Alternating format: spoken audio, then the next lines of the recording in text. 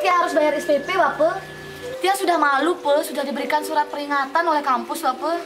Tolong segera uangnya, Pe. Tia sudah malu, Pe. Tapi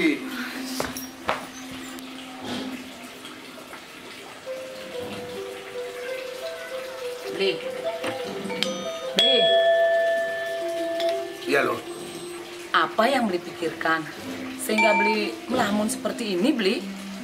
anak kita sudah mendapat surat dari kampusnya karena belum membayar SPP. Beli tenang saja. Bagaimana Beli bisa tenang? Beli tidak punya uang untuk membayar SPP itu. Beli, pokoknya Beli tenang saja. Dia sudah punya tabungan untuk bayar SPP anak kita, Beli. Ilo punya tabungan? Iya, Beli.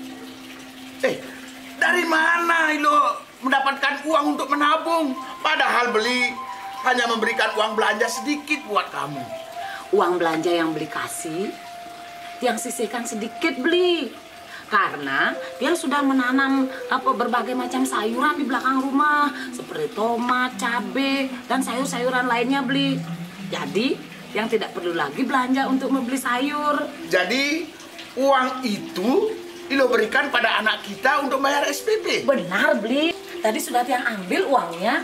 Jadi sekarang anak kita sudah bisa bayar SPP karena Tiang sudah bisa berhemat. Berarti kita lanjutkan menanam sayur di pekarangan. Betul, Beli. Dan sisa uang belanja itu mari kita tabungkan di bank. Nah,